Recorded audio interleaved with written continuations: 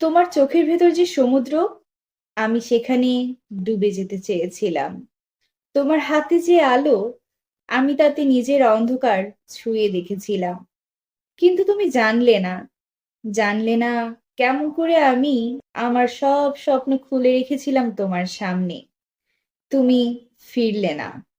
তোমার চোখের ভেতর যে সমুদ্র, তোমার না ফেরার সেই ঢেউয়ের আক্ষেপ নিয়ে আমি বসে আছি একটি নামহীন গল্পের নারী হয়ে। আসসালামু আলাইকুম এভরিওয়ান। আজ আমি যে বইটি নিয়ে আলোচনা করব সেই বইটির নাম শোনার পরে এবং কে লিখেছে এটি শোনার পরে আপনাদের কাছে অবাক লাগতে পারে, কিংবা আপনার কাছে মনে হতে পারে নিজে ঢোল নিজে পিটাচ্ছি। কিন্তু এমনটা না। আজ আমি যে বইটি নিয়ে কথা বলতে চলেছি সেই বইটি হচ্ছে নির্জন জলছবি এবং লিখেছি আমি নিজেই, ইসমাম জাহান।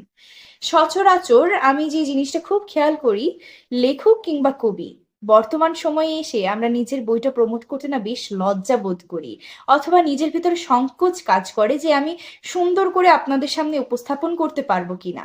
কিন্তু আমার কাছে একটা জিনিস কি মনে হয় জানেন, সেটা হচ্ছে যে আমি কি লিখেছি, আমার সৃষ্টিটা আসলে কি নিয়ে, কিভাবে সেটা সৃষ্টি হলো, এই জিনিসটা অন্যদের থেকে বেশি ভালো করে আমি নিজেই আপনাদের বোঝাতে পারবো।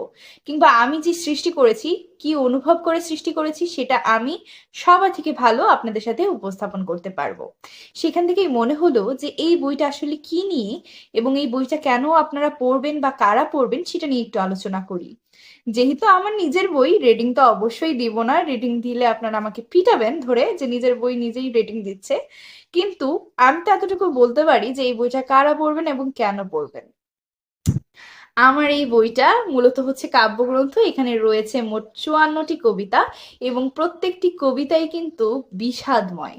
যাদের আমার মতো বেশ মন খারাপ থাকে, ভালোবাসার মানুষকে খুব বেশি মিস করেন, অথবা আপনার ভালোবাসার মানুষটি খুব দূরে রয়েছে, তারা যদি কবিতা পড়তে পছন্দ করেন কিংবা কবিতার বই খুঁজে থাকেন যে এই ধরনের বইগুলো আপনাদের সাথে খুব ভালো যাবে, এই বইটার ভেতরে শুধুমাত্র বলবো না যে বিষাদে ভরপুর, এই বইটাতে আপনারা পেয়ে যাবেন ভালোবাসা, ভালোবাসার মানুষকে মনে করে কিছু সুখময় সময় কাটানো নিজের ভেতর, এবং যে অপেক্ষা, ভালোবাসার মানুষের জন্য অপেক্ষা করাটা খুবই আনন্দের বিষয়। অনেকের কাছে সেটা বিষাদময় হয়ে ওঠে, কিন্তু সেটা হচ্ছে কিছু সময়ের জন্য। আপনি যখন নিজের ভালোবাসার মানুষের জন্য অপেক্ষা করবেন, আপনার ভেতরে এক আলাদা ধরনের অনুভূতি কাজ করবে।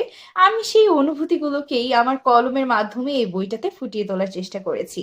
বইটা এসেছে নবকথন প্রকাশনী থেকে এবং বইটির গায়ের মূল্য হচ্ছে মাত্র 240 টাকা। আপনারা যখন বইমেলা কিংবা কোনো ধরনের অনলাইন প্ল্যাটফর্ম থেকে এটি অর্ডার করবেন, তখন সেই বইটির দাম অনেক হারে কমে আসবে। এখন চলে আসি নবকথনের বইয়ের কোয়ালিটি কেমন হয় সেটির দিকে। নবকথন প্রকাশনীর সাথে আমি খুব রিসেন্টলি হচ্ছে পরিচিত হয়েছি, এবং পরিচিত হয়েছি আমারই এই বইয়ের কারণে।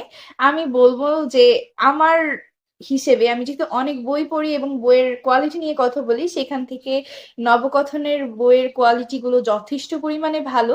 আপনার এমন কখনো মনে হবে না যে বইয়ের কন্টেন্টের দিকে পড়েছি, বই টাকাটা, যে টাকাটা দিয়ে আমি বইটা কিনলাম, এই বইটার টাকাটা পুরোটা জলে গেছে।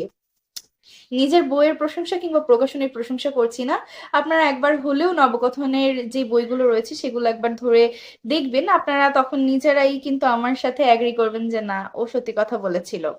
এখন বলি, যারা খুব আক্ষেপ নিয়ে কারোর জন্য অপেক্ষা করছেন, কিংবা খুব অপেক্ষা করছেন ভালোবাসার মানুষটিকে কাছে পাওয়ার জন্য, যাদের মন খারাপ হয়ে ওঠে অপেক্ষা করতে করতে, তারা চাইলে এখানের কবিতাগুলো পড়তে পারেন। আমার কাছে মনে হয় যে আপনারা রিলেট করবেন আমার কবিতার সাথে। আমার কবিতার ভাষা আমি খুব সহজ ভাষায় রাখতে চেষ্টা করেছি, এবং চেষ্টা করেছি যারা হচ্ছে কবিতা পড়ে না তারাও যেন পড়ে এনজয় করতে পারে এমন ভাষার ব্যবহার করা। কঠিন ভাষা আমিও পছন্দ করি না, সেইখান থেকে খুব সহজ ভাষায় লেখার চেষ্টা করেছি। এখন বাকিটা ডিপেন্ড করে আপনাদের উপর যে আপনাদের কাছে বইটা কেমন লাগলো। আমার কাছে মনে হয় নিজের সৃষ্টি প্রমোট করার ক্ষেত্রে কোনো ধরনের লজ্জাবোধ কাজ করা উচিত না। আজকের ভিডিওটা এখানেই শেষ করছি। সকলে ভালো থাকবেন, সুস্থ থাকবেন, এবং এই বইটি যারা অর্ডার করতে চান, আমি booklet.com এর পেজটাকে মেনশন করে দিব, এখান থেকে সরাসরি অর্ডার করে নিতে পারেন, এবং এখানে অর্ডার করলে এত কিউট কিউট বুকমার্ক আপনারা পেয়ে যাবেন, এরপরে এসে আমাকেই থ্যাঙ্কস বলবেন।